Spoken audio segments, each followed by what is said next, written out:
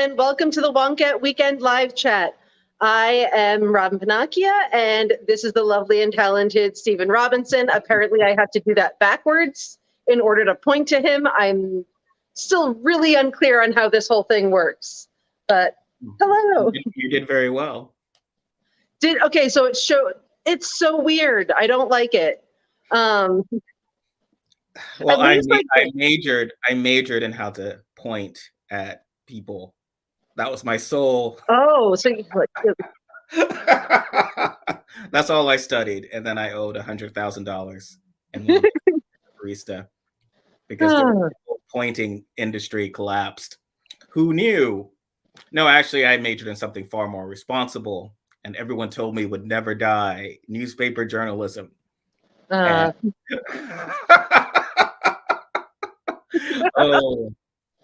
yes. Yeah. I majored in fiction writing, so it worked for me. Well, as we can get into this later, there really is no difference. I took sort of the working, not that you were not working class, but I took the more, this is like, will get you a job later because here's a path, and people kind of resisted the idea that it was sort of structured almost like there were people in University of Georgia I went to who weren't journalism school. They referred to us as DeVry, sort of a term for a vocational school in Georgia, because we were learning a trade, and it was kind of like, but yes, almost exactly 30 years that I began my collegiate career. So this is an interesting. I know so many people did go to J school. I did not, because I was like, I'm actually really good at the sort of here are the facts thing. I was not as good at, like, I don't know.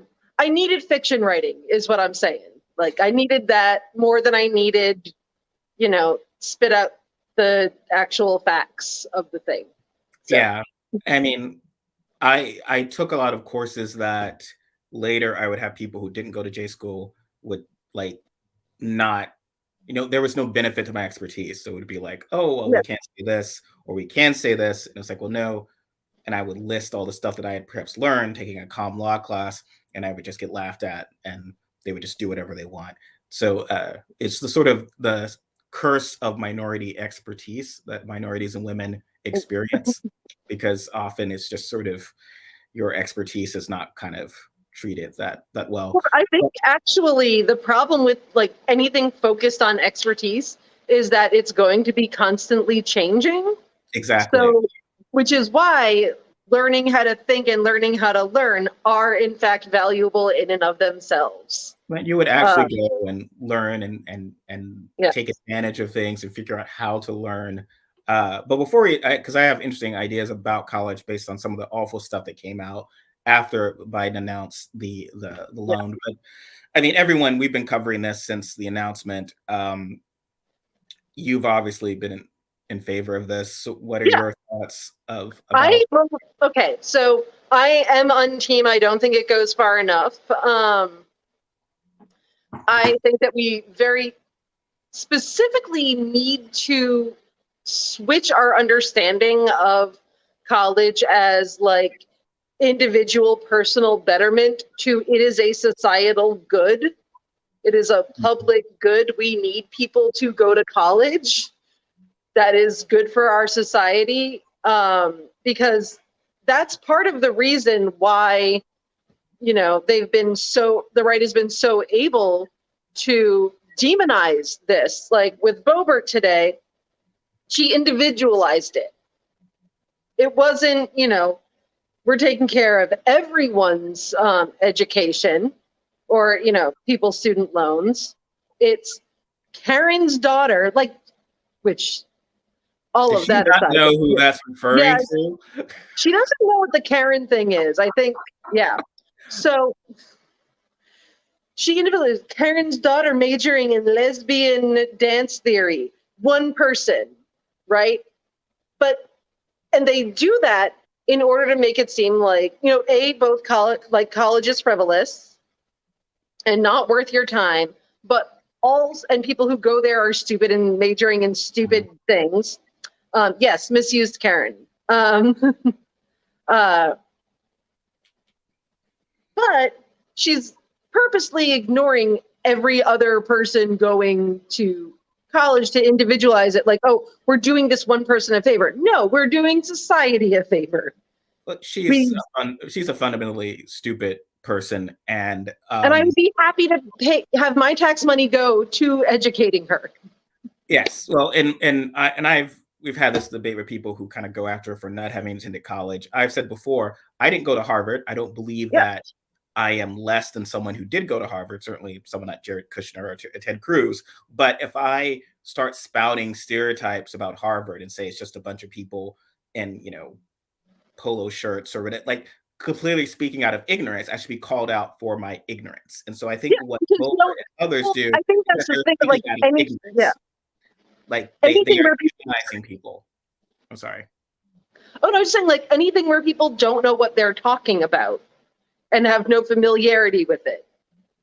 Yes. Like, she's a fundamentally ignorant person. I don't think you can cure that. College doesn't fix that. She just doesn't know what she's talking about. Who perhaps she might have if she'd gone to college. Who knows? It's very interesting. I mean, this sort of reveals a lot of, when I've tweeted about it, I've included the TV tropes link about how evil can't comprehend good, sort of a plot, it's sort of a narrative device. So it's sort of like you're not having your bad guy in the film or the comic book do the idiot ball. It's just that they fundamentally can't comprehend that you, Robin, might make, say, a heroic sacrifice. Like, well, I wouldn't jump on the grenade to help these people. So obviously my plan is foolproof. Everyone's selfish. Well, everyone assumes everyone else operates the way that they do. It's why, Republicans are always talking about how excited we are to make them comply. Yes, I'm very proud of that, Darren. I know. I saw the other comment about how if she went to college, and I was like, oh, I know she went to college with Stephen. I wonder. I'd like to imagine if you were at the same party at some point. I was picketed once. I wrote something which probably surprised you, but I wrote something for my college paper that got me picketed. There was like people outside of our picketing us. Oh, I love it. That's fabulous. And I have rewritten it that she is there. It was something about Christians, so I think I want to believe that she was one of the people picketing me. I like to believe that as well. But yeah, I mean, it's so fascinating because it's sort of Republicans they divide people just in general. That's their whole jam, right? But they're very clear on these rigid class distinctions to the point they can't comprehend that the working class people that they are suddenly hiding behind on this issue might have children who, aside from they might have gone to college themselves, they might have children who go to college. An example I've given out from a personal experience is my or they might want to have children someday and are afraid that they can't, well, if I have kids, how am I going to afford college for them? Yeah, it's a legitimate concern. I mean, I was one of the first in my family to go to college. In the community, also this whole idea of demonizing college and everything. We want to clarify, this is like suddenly liberals deciding to attack like tax breaks for homeowners by demonizing homeownership and say, well, smart people just rent. And even though there are reasons that in our modern economy, renting might be better than for certain people than homeownership, but no one really does that because we still comprehend this idea of homeownership as the American dream, which is the 50s. And that was generations, the idea of like, that is what allows you to learn and to better yourself. Like, that's what I did not live in a world where not going to, our whole public school education, your testing, your grading, everything is geared towards college. And the idea of the Republicans spinning it as somehow this is still a choice of like, oh, I think I'll go into the military instead of college. Or, oh, I think I will, that's not what happens in a lot of schools. It is still very much, you did not wind up on the college track or there's. Well, what's interesting is they don't, one thing I actually have been thinking about lately is long time ago, when my Nana was going to school, at her like actual public school, the way that it worked was, once you get to a certain grade, you had like the college level tracks, and then they had the business track. Like you went to different, you went to one you were going to go to college. If you went to another, you were going to, learn typing and shorthand and basically like stuff to have a career in business or secretarial work or something like that. And she was, got really good grades and, was supposed to go on that track, but ended up having to go on the business track in order to support her family for reasons. And, like she had a lot of brothers and sisters to support and take care of. So we don't really have that anymore. We do have the assumption that like every kid is going to be going to college, for because we do generally consider it a good for everyone, even people, in business, but, or in other like vocational tracks, like we do consider it a general good. However, I do think that if college is going to be so expensive, we do need to consider preparing more, like kids to have actual careers after high school, or be able to get jobs other than at McDonald's or something. Well, they've tried the idea that it would be funded similar to the way that we fund because we need people to do all of these jobs. Like we can't function as a society without that. Well, for my father's generation, he was able to get a job that probably doesn't exist now, that would provide for a family. My mother didn't work. She had a comfortable life. I think, saving for college with a high school diploma. Back then, it was like if you didn't have a high school diploma, you're going to be screwed. Now it's like the middle class lifestyle. And my personal hero, Adam Conover, has a whole thing on this, and I'll be sharing it around about how that kind of our modern economy, you sort of do need to go to college. He also kind of goes into, you should look this up. It's about Sally Mae and others. He's done in a normal, funny way of like so much terrible stuff goes back to the Reagan administration, which is why I always roll my eyes when any Democrat tries to compliment Reagan. But like a lot of when people talk about, well, I used to work my way through college. It's like, again, pre-Reagan, pre a lot of changes to lack of funding for schools. But moreover, a lot of like the predatory nature of the loans, a lot of that came sort of recently. And yes, you can't, at every level, though, someone with a college degree is going to make more than someone without one. And there are exceptions, like the Bill Gates, all these kind of if you're well connected. I've had white folks and it's like, oh yeah, you don't need to go to college to get a job. Like I would never have been published anywhere without, that was sort of my credential as a minority. I didn't have a parent working at the New Yorker, right, who could look at, oh, well, you're very talented, I'll print this or whatever. I didn't have connections. And so college is a way of sort of democratizing connections and meeting people that would help you to sort of do that. So that's, I used to make fun of fraternities and sororities because I was like, normal people. Until, someone did explain to me like, hey, that's also a way for people to make connections and be able to get jobs after college. I was like, oh, okay. I still think like the paddling and anything like that is weird, but. Well, they also mention, you've seen where they mention the truck drivers, right? They talk about all these jobs, truck drivers or plumbers and stuff like that, which is fine. They don't talk about who these people report to. So where you're a 50-year-old whose boss is, this 22-year-old Jared Kushner, like who just graduated, or some kid with an MBA, he's 25 and he's coming in and saying, I'm your boss now and here's how I'm going to do things. We're going to do things. No one wants that, right? Like no one, and that is what in many cases the future is. I mean, you're going to have to go back. There's from almost any job. And even now they've made it more expensive. I know people who, there were boomers who started as bank clerks, right? And were able to work their way up into an executive mail clerks or working in the mailroom. Just doesn't happen now. So you need to have gone, and even if you were a college graduate and started at the bottom, now they expect you to get an MBA. Yeah. So at every level it's gotten more. And you have to have an internship. Like, there's so you can't really just constant inflation. I love when people say they work, why can't you work your way as I did? And it's so clueless. It's just, well, if there was a job that you could work 3 months out of the year and make 30,000, why am I even in? Like, I mean, is this person making a Marvel movie each Yeah. summer? Like, I'll do that. That'd be great, but I probably not, not working as a barista, which Ted Cruz had nothing but contempt for. Is very such a Because, those baristas, they're starting to unionize.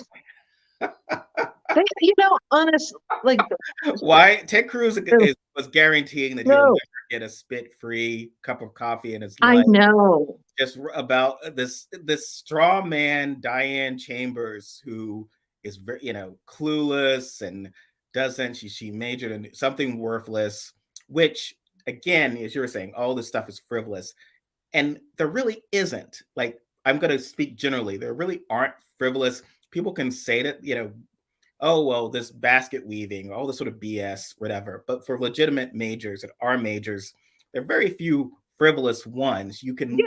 literally take that and then go, I need someone who majored in comp lit or, theater, all sort of stuff. And then later went to law school. Later you can get your MBA. All you need is, Yeah, which you need your bachelor's. a bachelor's with good grades. And hey, what's a great way of getting all A's and having a great degree? Majoring something you really like and enjoy. So that's what they look at. It's like, oh, well, Robin, who cares? It was basket weaving. It was like, oh, or interpretive lesbian dance. It's like, oh, you've got all A's. You want to get your MBA? Fine. You go, you do that. And that you're closer to that than anyone who did not take that path. And the idea that Exactly. Here's the thing. They do know this, right? yes, But they want are to, deliberately lying. what they do, what the pattern is with basically any kind of societal good is they individualize it down to the person that someone would be hypothetically most annoyed would have this benefit. They Mhm. they imagine a person, they make one up.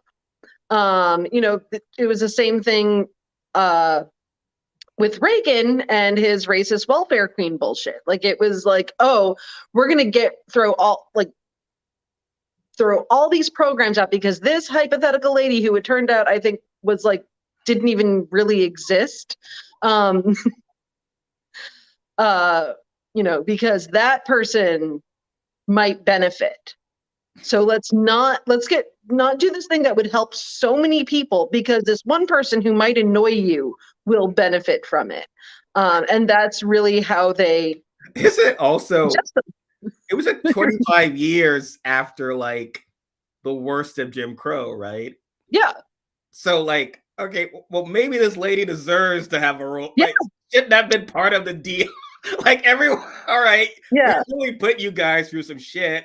Everyone gets a Rolls Royce and a mink.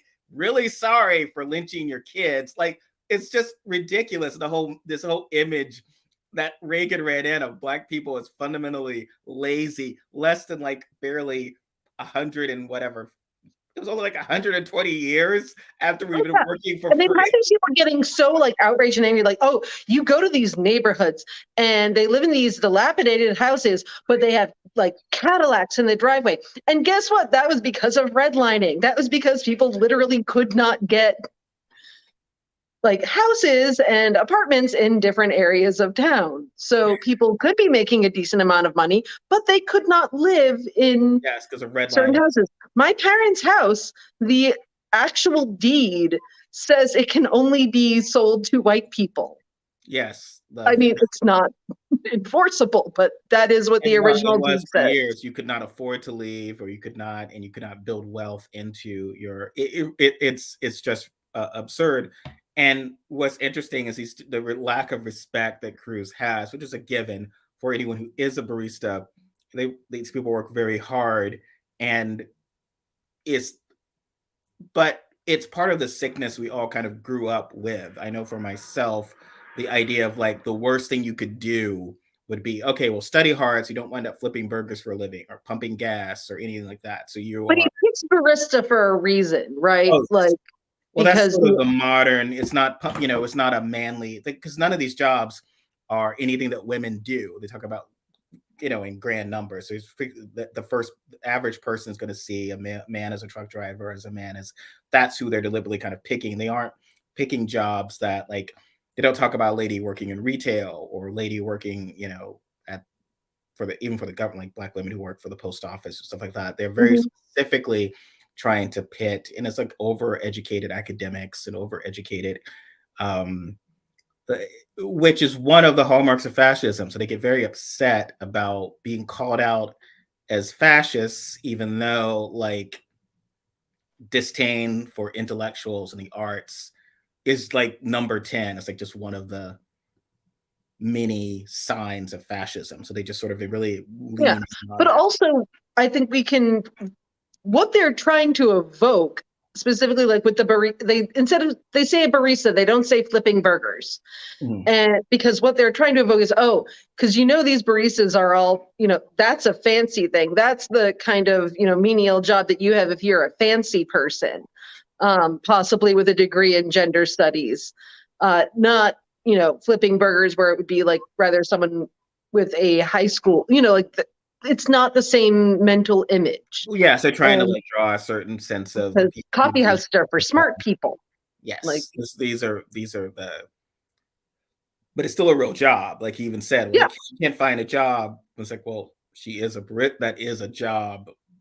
And in Starbucks is a whole thing about a career and a pathway to a career. And so she could be on a path to a career. It's a very, so as you said, the only reason of kind of making that argument would be to try to create this whole kind of image of uh, undeserving people, even yeah, though when Republicans got rid of the estate tax, and Frank Lutz was big on the communication of this in the early night and death so tax. years ago, it was, don't call the estate tax, call it the death tax. And my beloved Whoopi Goldberg fell for it. Everyone was like, oh, they're taxing me after I die and so forth.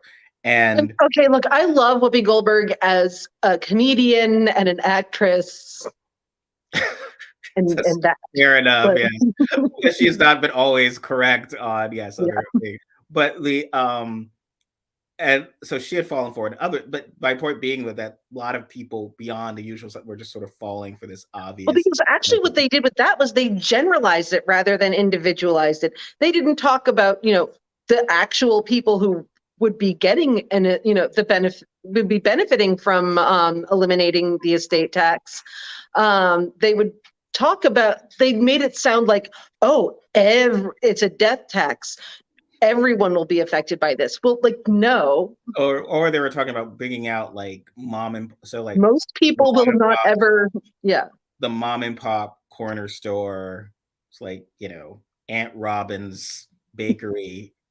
They're gonna take that away and you can't hand it on. And then they took all the farmers, which again, we think of farmers as solidary, so a farmer who might earn more per year than someone with a fancy degree, it is viewed as, from a class standpoint, oh my god, you're hurting these poor farmers, screw the sort of Columbia. But that is something that still happens. Like, you still show on television, for instance, if you ever see farmers, it's presented as they're coded a certain way. yeah. And even then I was watching, because when my wife's away for a long time, so I ended up watching TV shows I'd never seen before. So I was watching Brooklyn 999, which I've never seen in my life. It's a funny Oh, I show. actually I Yeah, like a lot that of people show. already know this, but I Yes, wound up and I watching. know it's propaganda, but wait, Yeah, what'd it you was say? actually, it is actually, I've always felt it was, I'd read an article about that. I think that's why I finally wanted watching it, because it's more,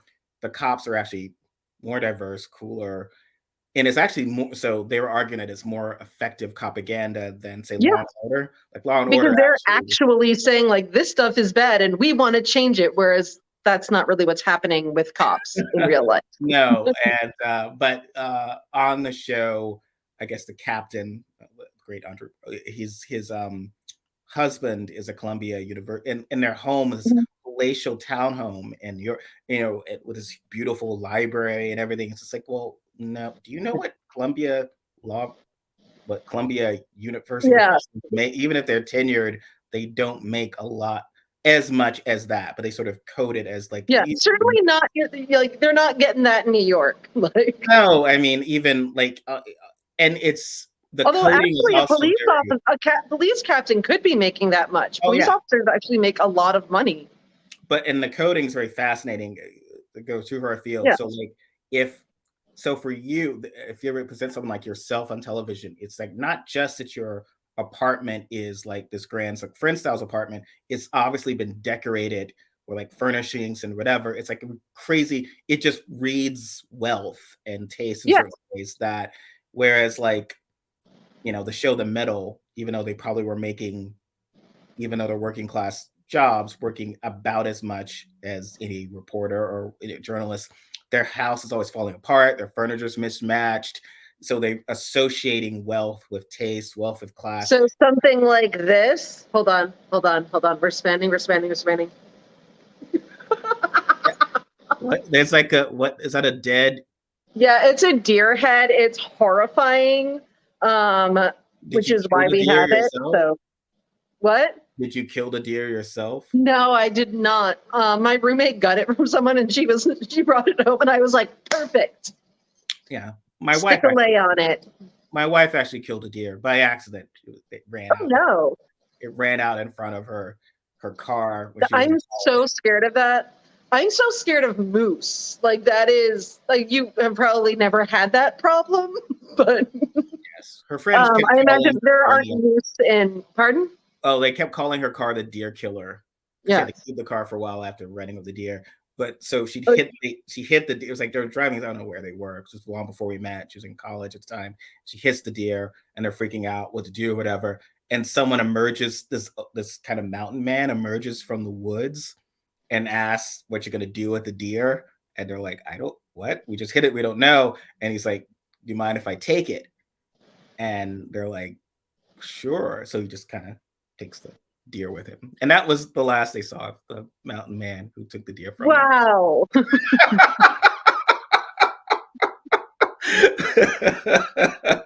What do you do? I think if someone offers to remove the deer, thank you. And they Yeah, can go no, on. I would take them up on that offer. I mean, I think animal removal is like pretty expensive.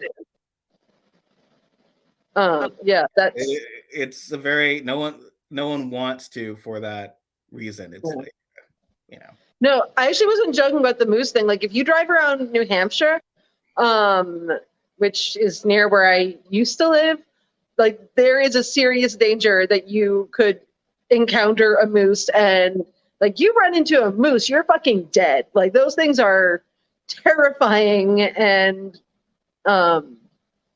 yeah, moose are scary as hell. It's a fact. So one thing that's interesting about student loan debate that I've seen also, and I know for some people there's this resistance to activism, and I don't know why. And I so ask this you, and not entire and like generally seriously, what do people think the suffragist movement and the civil rights movement actually was? Those are activist movements, right? Like what Well, I do think they were modern very liberals polite. do that? Oh, they were just very And they were only asking they weren't asking for anything, crazy, and no one ever thought that they were, and everyone was totally fine with it. well, they're already not allowed. But one, there's Yeah. a history of like how they treated women who dared to want the franchise. But I mean, we're not allowing women to vote. We're not allowing Black people to sit. We are saying we have a rule that you could not sit on the back of the bus. If we already have this rule, you're asking and then boycotting is a big deal, probably even more so than asking for student loans. Like that's just sort of an accounting issue, right? Like, can we get forgiveness Yeah. for these loans or issues? That's like here it's just like, hey, so when you have a restaurant and you actually serve Black people, that's a big deal. But it's just And this people weird. like, you can see them. There are like actual videos of people flipping the fuck out. You've seen videos of Lester Maddox with his fucking axe handle getting ready to beat people.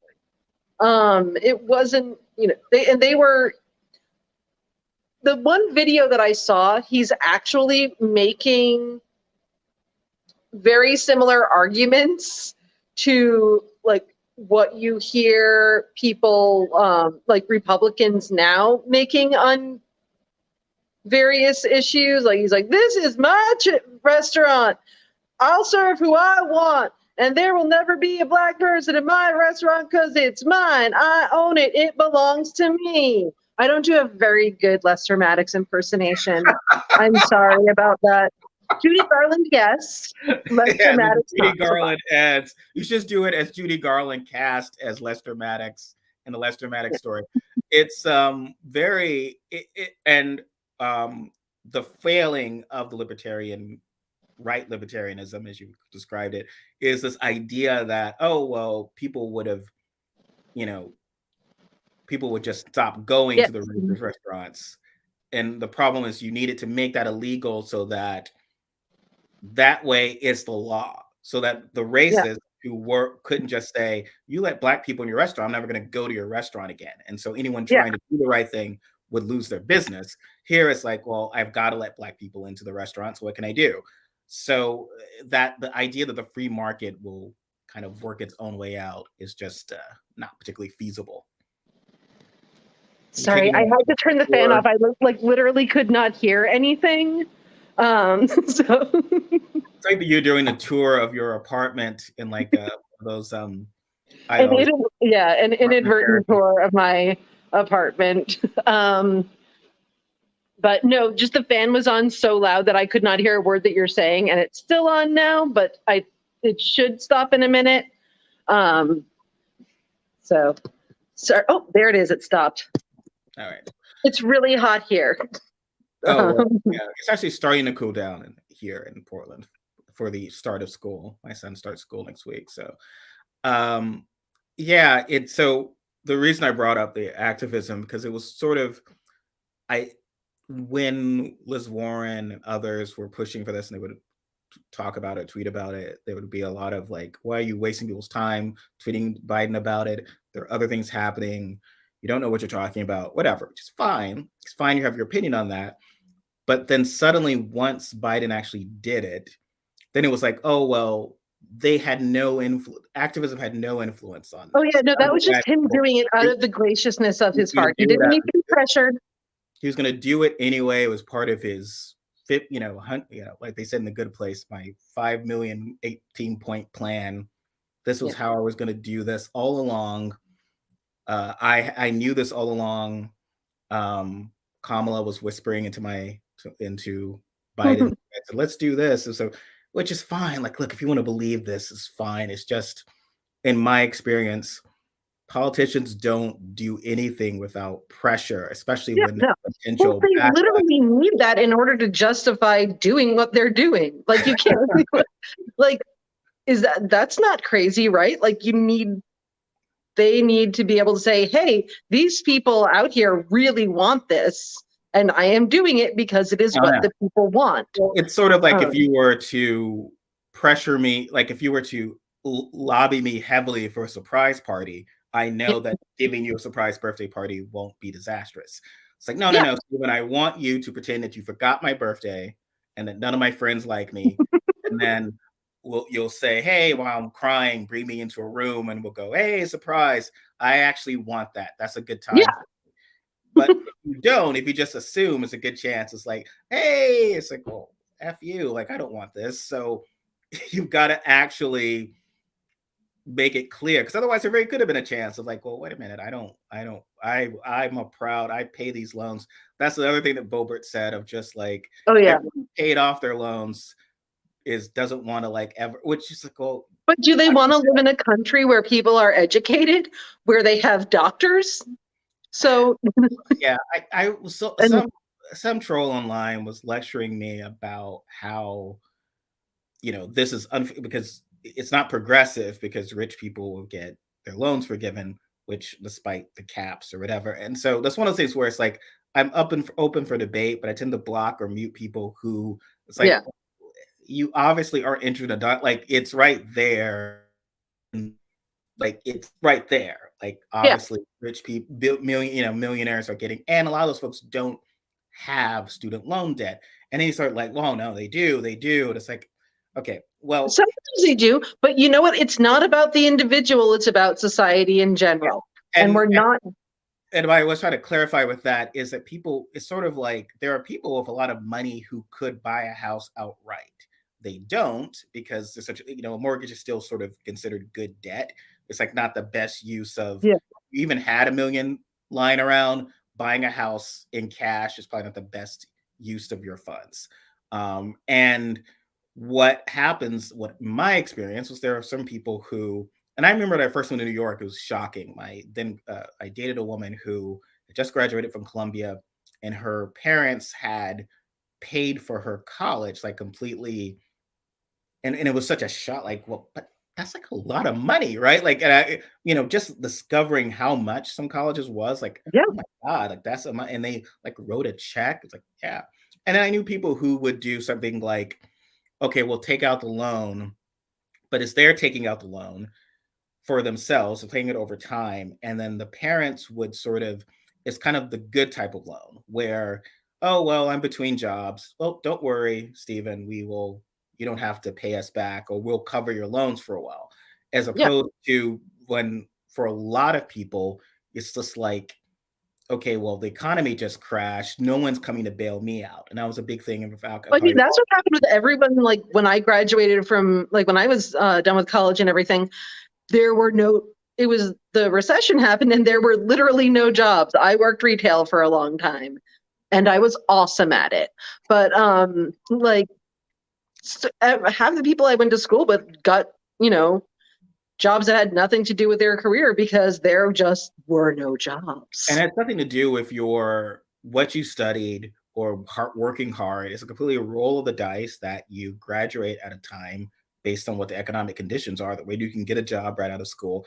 And they've shown very little mercy or consideration for that when putting people in these situations with their loans. Uh, yeah, I mean, and the history of this, like entire industries going under, like the fact that we're having this dialogue about discussing what the internet did to entire industries, entire fields of careers, Yeah.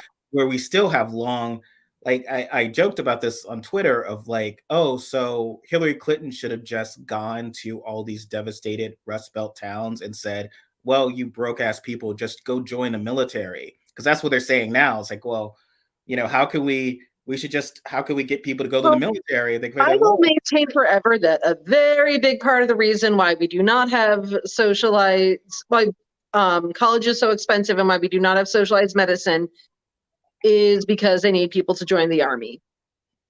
Like they need people to join the military. And if these options were available to people without having to join the military, that would be disastrous Oh yeah. because yes, some people join the military because boy, do they really like the idea of that. But probably most people do it in order to get an education, in order to like be able to earn a living. They're not. It became like nom in certain ways. So, we don't, because there's no draft, people don't feel it, but like Yeah. we were at war for 20 years, right? So when my cousin, who's a little bit older than I am, but when my cousin joined the military in the late 70s, um, it was relatively peaceful. And it was a way to see, it was for a lot of people like him, a lot of people he met, it was a way to see the world, to do what you felt was, people got into the patriotism of it. And you can talk about the military in a larger sense, but it wasn't, you were not going, he did his 20 years, he's retired, he's doing very well for himself. He's not, you know, toxic, exposure to burn pits or all this sort of stuff that where people are like really But getting, like a lot of people were, like my uncle ended up, he passed away probably from, you know, repercussions of Agent Orange. So yeah, there was sort of a period there where it was a reasonable, we were sort of at peace for a bit. So we weren't the Agent Orange days, then now the days. But yes, now who would willingly join? Like you're going to go to a war zone. It's not like you're kind of going and being stationed somewhere, and watching the scene. It's like, no, no, no. And there's obviously a risk, but it was sort of like difference between being a police officer and like really going into a war zone. So yes, I mean, I'm sure that they think of that as being, and they don't want their own kids to sort of do it. So it's like, well, that was not, which means it's like, okay, well, that always bothered me during the primaries when people would say the Democratic primaries and Klobuchar was like, well, not everyone needs to go to college and so forth. And it's like, okay, it's fine to believe that if If you're the of person who your has kid, the option of going. but do you believe that of your kid? And would you, Mhm. and if your kid told you, honestly, Senator Klobuchar, if your kid told you that I don't want to go to college, I'm going to do XYZ, would that be okay, sure? Or would it be no, no, no, here's all of your potential and all of this or whatever? And maybe some people would be cool about it and say, oh yeah, don't go to college, go do all these other different things. But that's not the dialogue that happens in a lot of families. It's not the American rhetoric. It's not the dialogue that's happening. Like Mhm. it's off that track. It's very clear how what America believes is the best path forward. And it's sort of this disingenuous treatment of things where they're like, oh, well, oh, yes, we need people who don't go to college, so they can go Yeah. fight our And wars. let's be real, the only one of them that hasn't gone to college is Bobert. Like, I was reading some bullshit from Charlie Kirk. I'm like, dude, we only know who you are because you went to college. Like that And was he hates college because everyone hates him, right? Like he's a nerd who everyone doesn't like. And so he has this whole thing of like, no one should go to college. Same with like Cawthorn or whatever, right? Like that was like, yeah. college is terrible because you will learn things and so forth. This is very, but And multiple people will accuse you of sexual assault if you're Madison Cawthorn. yeah. But then you And have you someone like sexually assault DeSantis, people. right? Like DeSantis, Harvard, Yale. He went to both of the Ivy Leagues. Yeah. He, he was an officer because he went to college. He's an officer, so he wasn't just Joe, enlisted man. He was like he clearly did this whole path and route. Rubio was like, well, I graduated with $100,000 of student loan debt, and I was able to pay it off myself by writing a book that I was only able to sell based on my fame as becoming a senator. Go me. It's like, well, he's like Yeah. the most clueless asshole on the planet. Like, It's not even just that they're clueless, it's that they're entirely disingenuous. Like they wouldn't not sure. go to school. They wouldn't not like tell their kids not to go to school. Oh yeah. Um, I think their arguments are, well, yeah, like whenever Tom Nichols, especially, is one of the Never Trumper, any of the Never Trumpers doing this are the worst because these are people who are part of that Republican lead, got repudiated by the lead, and you've specifically have written where it bothered you seeing like Don Lemon and I think one other Democrat laughing with Rick Wilson over poor people, like poor Trump supporters, making fun of them. They're not yeah. making fun of them that they believe in awful things. They were like laughing at them, mocking Yeah, like the it's way the they speak, the way they were I treated. don't like the they're tacky thing, largely because I myself am a tacky American. I am an I mean, come on, look at this. I did this myself. By the way, I got my acrylics off, and now my nails are like paper. But like I am an extremely tacky person. Okay, I embrace my tackiness, and I'm more able to be tacky because I, appear to be of a higher class or whatever than other people. But when poor people are tacky, um, then it's like, oh my God, they're monsters. They're literal monsters. And that's why they're just bad people because they're tacky and poor and we're better than them. Um, So like, yeah, to Rich me, it's like, people get to be eccentric. oh yeah, well, something like Poor Tom people are Nichols. crazy. And someone like Tom Nichols should be like everyone should go to college, because his whole thing is expertise, where he refuses to even listen to anyone who doesn't have the right level of expertise, unless he's talking about women's bodies, in which that Yeah. personal does not matter. But book learning expertise and classism is what's important to him. But then, like, how dare we try to make college more affordable when it makes it clear that it's sort of the value becomes in that not everyone has it. The value is in that, like, I'm of this rarefied sphere of people who have a college diploma. But you're right; it's all disingenuous. It's clearly not a catastrophic political decision, which is why they're sort of flailing. Like I think, as much as you might agree with making massive changes to law enforcement. I certainly want to do that. You can see the direct line of making Democrats on the offensive about, oh, they're all going to come and it's going to be the purge. Here's all this BS, and that's how you're scaring suburbanites. And I can draw the line there. Here, they're sort of flailing at arguments because this is a demonstrably positive bit of policy, and no one who is going to vote for Democrats is not going to because of this policy, and you are motivating. That's why Cruz was talking about, well, she can get off Oh, the they're bomb or whatever. terrified. It's They are so vote. terrified the Democrats are finally going to figure out that, yeah, people actually kind of do want to vote in their own economic interest. Like, Well, it's what they surprise. realized. No one, the tax scam was very much targeted towards Republican voters, Republican dominated states, and any state that people that were blue, they were screwing them over to pay for it. And so, yes, Democrats tend to not do that. So even most of their policies, you can see of where this will affect everyone mostly equally, despite the lies. Like even the Affordable Care Act was going to help everyone, and that's what later people found. Even though they were freaking out about it. It's like, oh no, this is actually going to be good for you. Here it's like, well, yeah, even if the most selfish Lauren Boebert doesn't believe in collective good, doesn't has kids who probably aren't going to go to college, who doesn't care about any of that, she's not going to vote for us. So who cares? Fuck her. And let's motivate the people who will. You got young people like, oh, this presidency is helping me.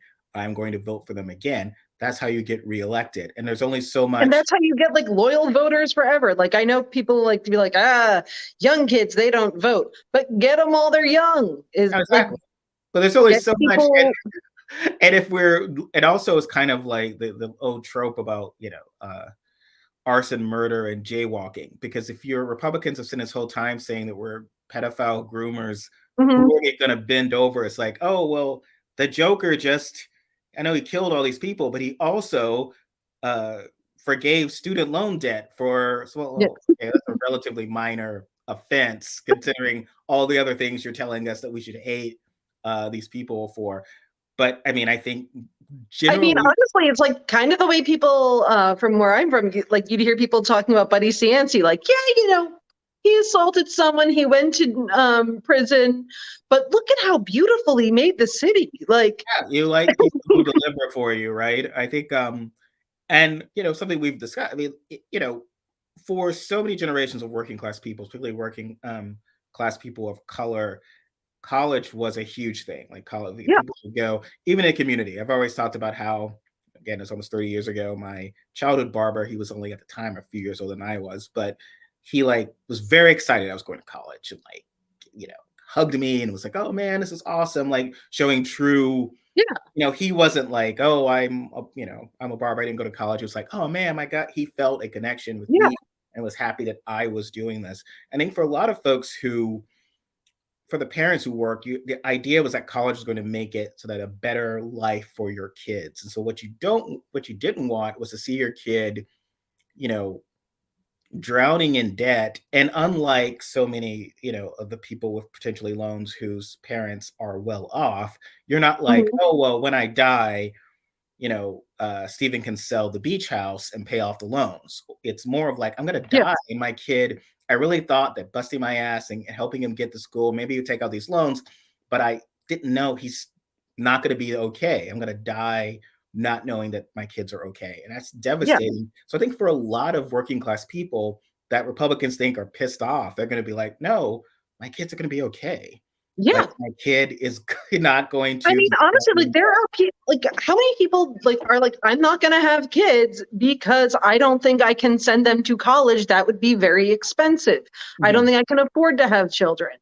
And these people, they want to, all of their complaining about the birth rate, which is not an actual problem that we have. And B, they're doing it because they're racist. Like that's what that's about. But if you want to make it easier for people to have kids, make it easier for people. If you want people to have more kids, make it easier for people to have kids and to feel confident in their ability to raise a child that is going to be able to succeed in this country. Because that's kind of important. Yeah. And if people feel freer with funds, and even if you're talking about the people who aren't the baristas or whatever, so if they attack the baristas, then they attack the doctors. And as we discussed, yeah, like, well, doctors, you're like Tate Reeves, like, well, Governor Reeves, Mississippi needs doctors, and all your talented doctors moving to San Francisco, or becoming a pediatrician on the Upper East Side, because that's what you would do if you are talented enough to pay off your loans, because it's the same amount. It's the same amount regardless of where you go. So going to Mobile, Alabama, or Tupelo, Mississippi, you're not going to pay off your loans, and even at the very much reduced rate of cost of living rate, it's still not enough. And so that's it is in everyone's interest, but they really can't. Republicans it is extremely in the public interest. Like, well, Republicans are we just at need home. doctors. We are going to have, like, we are headed towards a massive, massive shortage of doctors. And it should be free to become a doctor. We need them.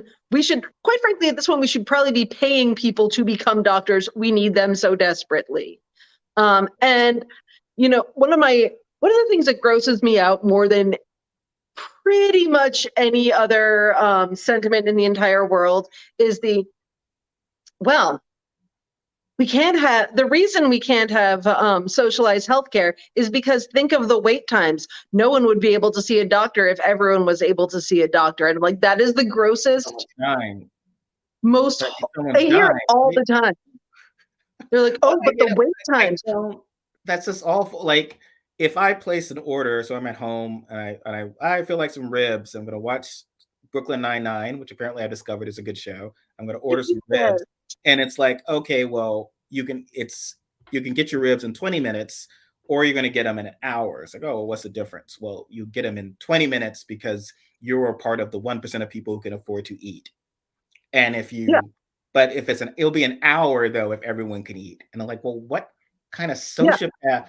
Like, maybe I'll just eat some chips and wait for the hour so that other people can fucking eat. Like, and I think Republicans fundamentally.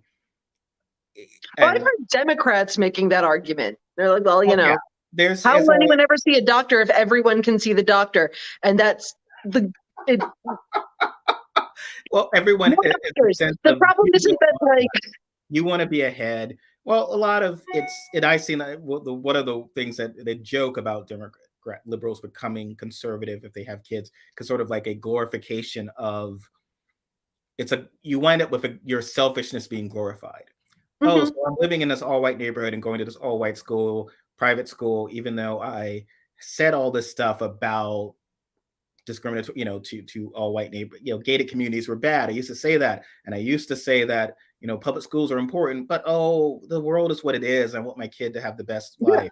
It would always wind up being this rationalization of your own selfishness in the interest of your children. I mean, that's how, like, quite frankly, like, charter schools and school vouchers and everything have become a thing, because it's like, oh, well, we don't our kid, we don't want them going to a public school, but we'll take money away from a public school in order to make that happen, instead of funding the public schools so that everyone can have a good education.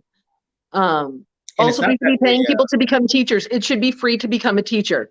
Like, you mean a master's or something, and it is very reductive. And so, we were like, we'll pay the way and we'll give more college if you're going to shoot someone, but not if you're going to heal them, or not if you're going to educate them. And it's such a reductive way of looking at the world that these people have. And it's like the old parable of like how in hell and heaven were no different. It's all about the people in heaven would feed each other, and the people in hell would have these really ridiculously long forks that couldn't, if you tried to feed yourself, you couldn't. And so the person visiting hell was like, from heaven, was like, well, they still work if you just have to feed the other person, but they couldn't comprehend that. Well, how is she? Well, if I fed Robin, she wouldn't feed me. And so you're trapped in this world of selfishness and believing the worst in other people, and they're not even dressing it up. So I think with the Boberts or whatever, it's such a bleak, dark, and it winds up feeling like literally comic book villain type stuff. Like when they also whine that Biden is correctly calling their fascist behavior fascist, even though like there's a list. Like this is all the stuff you're doing that's clearly fascist. And this is a people who, they are offended that Biden is saying this about them, even though they have a whole chant that's essentially breaks down to "fuck you, Joe Biden." Yeah. People who want to scapegoating is a big thing with fascism, and they want to blame Dr. Fauci for the everything that happened during the pandemic, even though that's all Trump. They want to rewrite 2020 so that everything they hated, Trump didn't sign off on. DeSantis, if the schools were shut down, he's the governor. It was DeSantis who did this. He shut down the Mhm. school. He shut down the economy. Fauci has no power. He basically just said, here's what's happening. Here's what we should do, but you want to blame him, which is terrifying. And to be a sort of history geek for a moment, it's terrifying because if you study Tudor England, that's what happened with King Henry. King Henry's obviously the guy doing the terrible stuff, but you could never, it was verboten to imagine the king could be flawed. So it's like the people around him. Oh, it's just someone whispering in his head saying that he should declare himself the head of the church and so he could ditch his wife and marry a younger woman. He doesn't really want to do that. It's these guys. And these are the guys that are responsible. So they scapegoat those people and preserve their image of the king. So it's like Fauci is the guy who's somehow responsible for all this. But this is like clearly when you're trying to like lock up an 81-year-old guy for just providing medical expertise, you're a fascist. And when Rubio and all these others pretended they're so offended by it, like Rubio was calling the prosecutors, liberal prosecutors who just think that homeless people should be shot on sight, Marxist, tying them to what you believe, but there's literally no connection. like how is that a It's always like, oh my God, the liberals are so mean to us. They call us racists and they say like really not nice things about us. And all we want to do is like, murder them.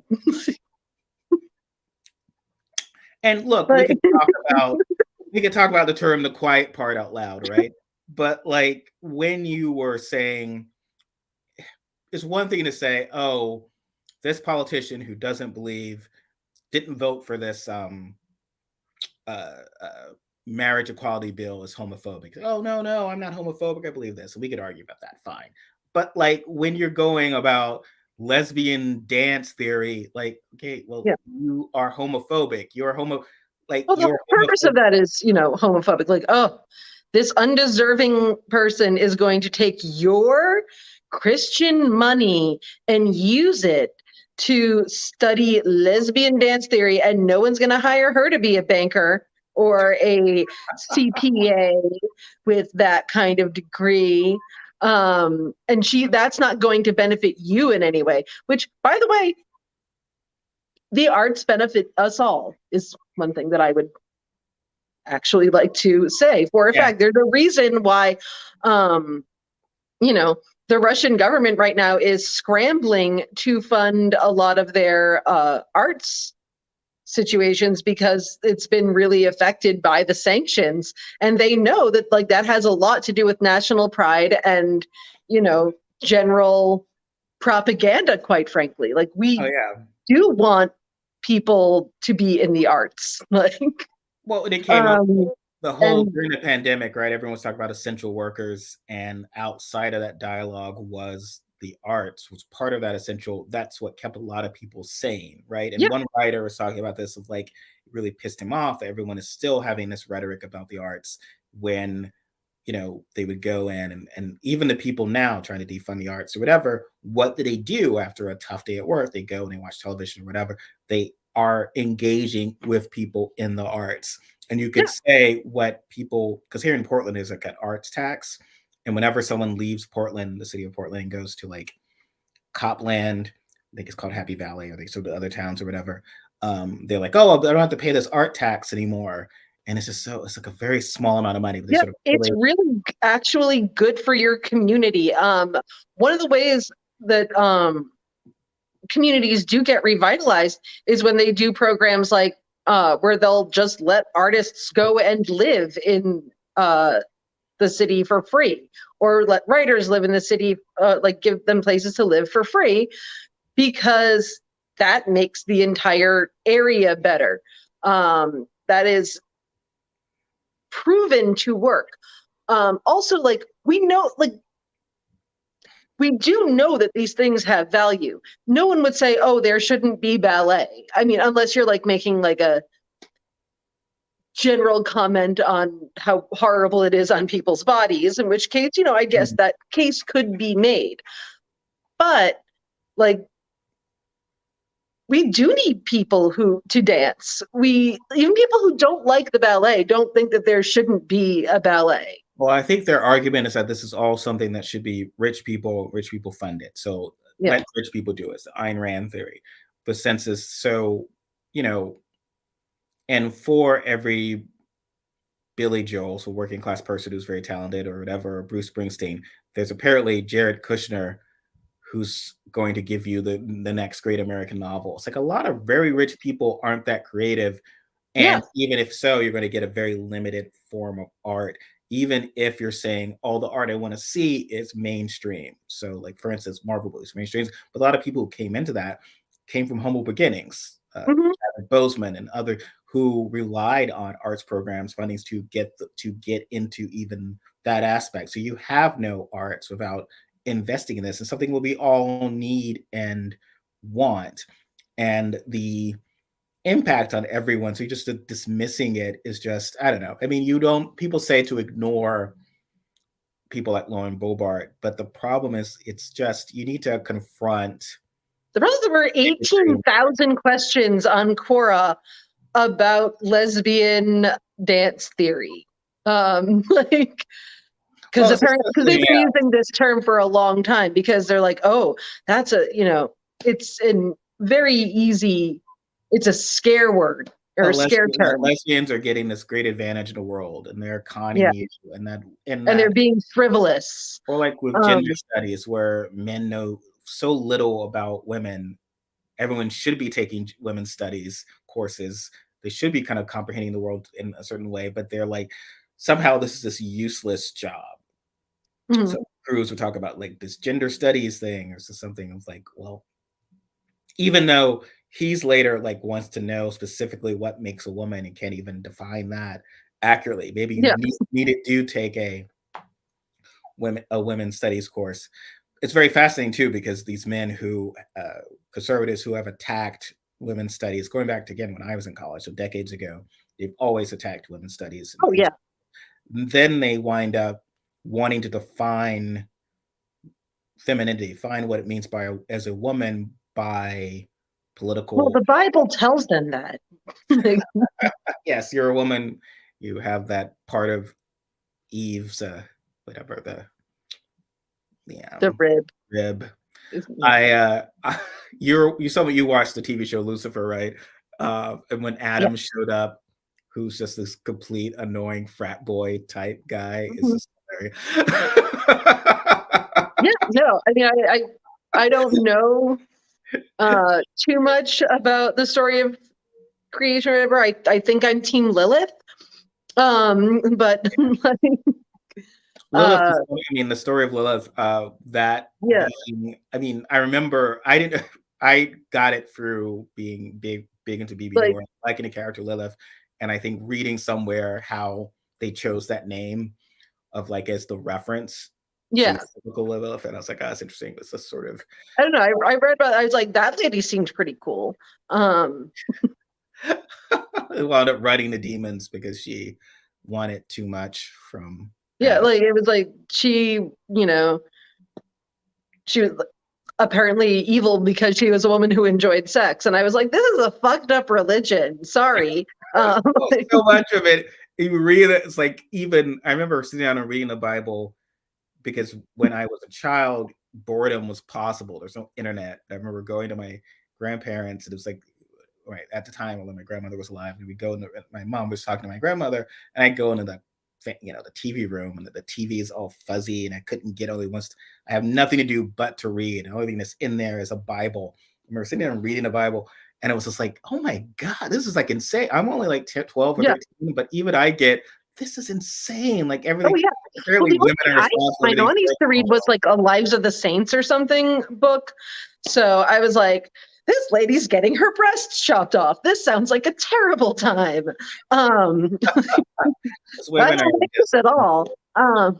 but women Wasn't are one of the major villains in the Bible like just like a lady who wore makeup?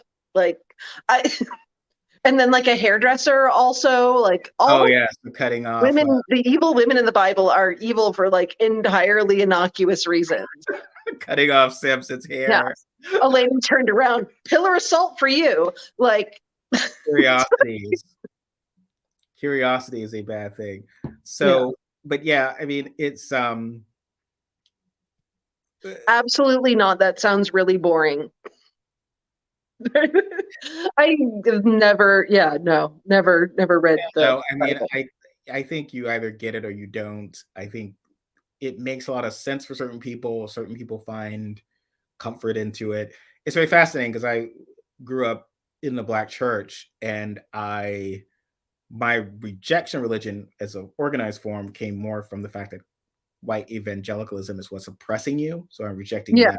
But community of, so it's interesting, like the actual sense of caring about other people in your community or whatever. So when everyone talks about all these working class people being pissed off that other people might be getting help, it's like, well, that's no one in my family. They're sort of talking about people in my family, but that's not. These are people who would go, if they heard someone next door was in trouble, my dad would go and help them. He wouldn't care if it's a lawyer. Like, why would he care? He would be like, oh, I'm fortunate that even though I didn't go to college, I didn't lose my job, or I didn't have these issues that have me in debt. I don't care if this guy went to Harvard and majored in lesbian dance theory and then wound up losing a job and is about to lose his house. I'm going to go help him. Like, it's just not how he operates. So I think that, Republicans are going to find it, if they think this is going to be an issue for working class people of color, it's not going to really move the needle.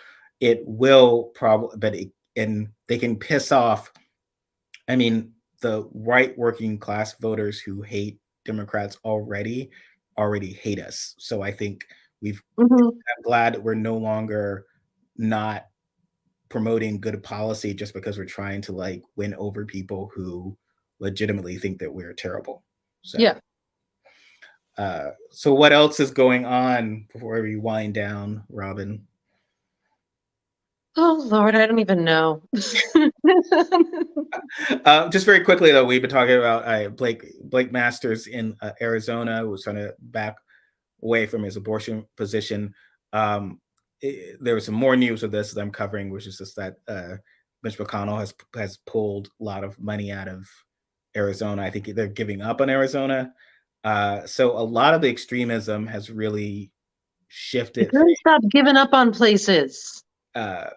McConnell, not us. McConnell's given up on Arizona, as in like it's like Kelly's going to win.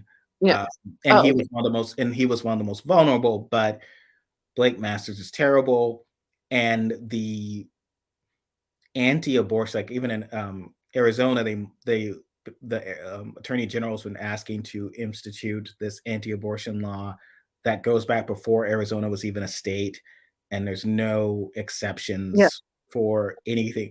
And what we've been seeing is that even the exceptions for the life of the mother is bullshit, because doctors are kind of like, it's at such a legal, okay, am I going to get charged with a felony or not? And women are dying or losing their ability to ever have a child again. Like, we're seeing this sort of, or being forced to give birth to, dead fetuses. That's or non-viable fetuses. It's horrible because the horror of this in action, and I wish we weren't. The thing is, it's supposed to be a decision made by the person and their doctor, not the state. When the state gets involved, it becomes a thing where it's like, okay, well, how do I know that the state would consider this the life of the mother or a reasonable exception. How do Yeah. I know? And And people are always going to err on the side of, I don't want to go to prison. yeah, well, Like, isn't my understanding also if malpractice laws are such that oh yeah, that is harder to for you to then go and say, oh, the doctor should have tried to say that. Oh, this is much harder than a right wing whack job yeah. saying, "Oh, you could have saved the baby. You're going away forever." So I think that's where people are terrified, and we're sort of seeing this. It's infuriating. I wrote about the guy in South Carolina who's kind of like, "Oh, I was confronted with the evil of this action. Oh, boo hoo!" It's like, well, women were telling you this for a long time. Abortion rights activists were telling you for a long time what would happen if these laws passed and suddenly everyone's like, oh my God, it's terrible. It's like, well, yeah. But this goes back to people assuming everyone operates the way that they operate. They assumed we were all full of shit. Yeah.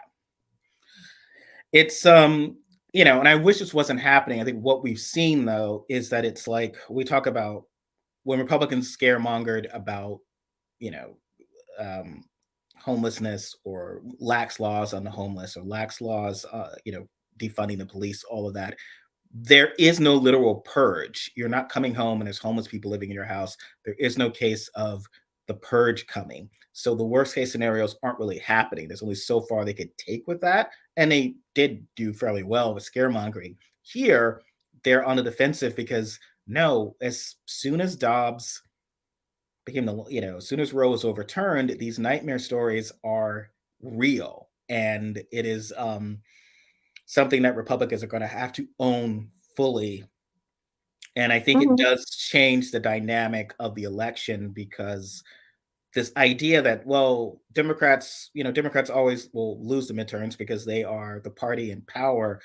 But, passing infrastructure bills doesn't make you feel like you're in power or even forgiving student loans. The idea of the perception of power is the Supreme Court, the Yeah. conservative Supreme Court, saying that you don't have body autonomy.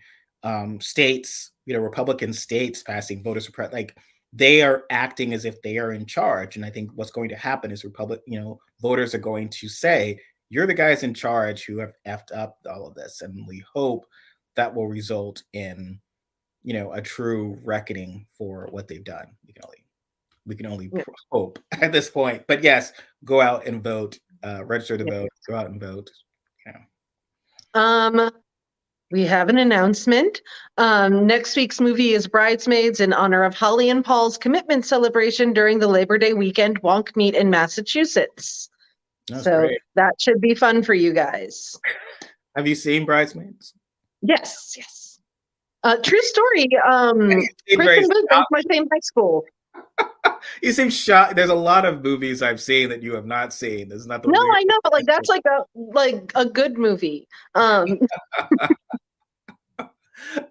But yeah, probably Chris have. and me went to my high school. I'll tell you a story about that later. When we're not on here. Not at the same time. She was older than me, but she did date my friend's older brother for a long time. Well, thanks everyone. I think next week Rob and I will talk about this. We'll probably pre-record some sort of Labor Day spectacular for Yes. Sunday. Oh, won't this be our anniversary? I think our Yes. show anniversary. Yes, our since we started doing this, I think it was around Labor Day of last year. So yes, so we'll have greatest hits. I'll wear white. No, I won't wear white. I look terrible in white. I always forget whether, okay, this is so dumb, but like, I always forget if I'm supposed to wear white or cream for olive skin, and I just give up, and I'm like, it's too much laundry. And because apparently one is supposed to be bad, but I don't know which one it is. Yeah, I was that was why I was kind of full on Morrissey and only wore black for most of my 20s until just very simple. Anyway. Yeah. Love a white party though. All right, thank you everyone. We will see you guys next week. Yes, maybe we'll bring Jamie Lynn Crofts. She's always fun. Agreed. I like her. Bye-bye. Obviously. Bye.